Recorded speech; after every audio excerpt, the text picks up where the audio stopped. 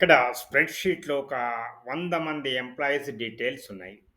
వాళ్ళ పేరు, designation, salary, location అన్నీ. మనము జస్ట్ ఈ హెచ్1 సెల్‌లో ఎంప్లాయీ కోడ్ ఎంటర్ చేస్తే చాలు.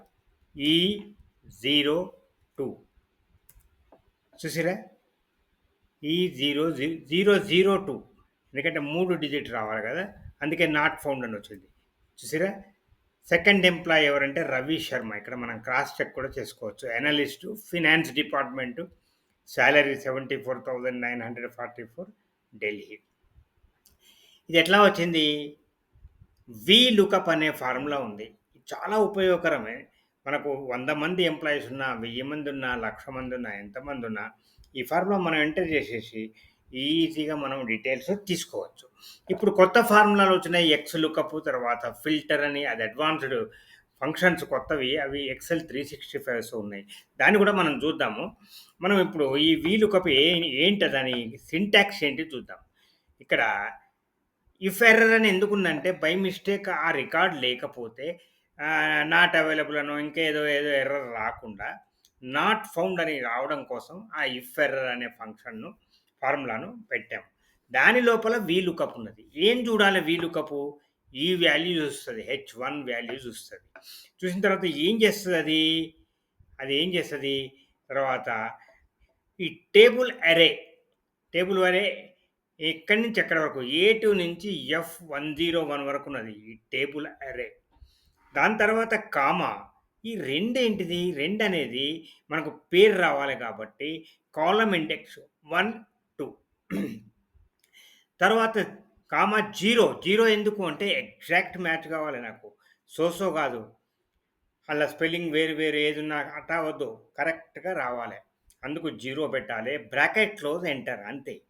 మళ్ళీ ఆ ఫార్ములా నేను ఇక్కడ ఎంటర్ చేస్తా చూడండి. Equal to if error bracket open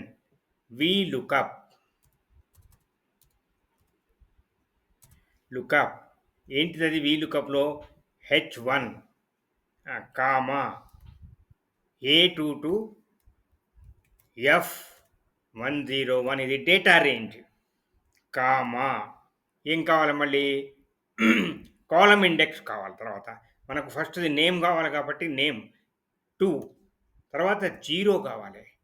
0 bracket close తర్వాత మనం ఈ ఎఫ్ ఎర్రర్ అంటే ఏం కావాలి? నాట్ ఫౌండ్ అనేది రావాలి. అది ఇన్వర్టెడ్ కామాస్‌లో పెట్టాలి. Not found. Inverted commas closed bracket close enter. చూసిరా? రవి శర్మ వచ్చేసింది. ఇప్పుడు ఇది మారిస్తే అది కూడా మారుతుంది. E005 కరణ్ జైన్. ఈ రకంగా మనం సెర్చ్ చేయవచ్చు. ఎంత పెద్ద డేటాబేస్ అయినా. చాలా ఉపయోగకరమైన ఫంక్షను ఇది మనకు. మరి ఇక్కడ నేను వేరే రావాలంటే ఏం చేసినా మళ్ళీ లుకప్ పెట్టిన. ఒక్కటే చేంజ్ చేసిన అందులో. ఏంటంటే ఈ కాలమ్ ఇండెక్స్. ఈ కాలమ్ ఇండెక్స్ చేంజ్ చేస్తే వచ్చేస్తది. ఇక్కడేముంది? నేమ్ కదా! నేమ్ బై మిస్టేక్ అది ఎళ్లి డిలీట్ అయిపోయింది. నేమ్. ఈ రకంగా మనం 4 సార్లు ఎంటర్ చేయాల్సొచ్చింది. అదే ఫిల్టర్ ఫార్ములా గానీ, లేక ఎక్స్ లుకప్ ఫార్ములా గానీ మనం ఉపయోగిస్తే ఒక్కసారి ఎంటర్ చేస్తే చాలు.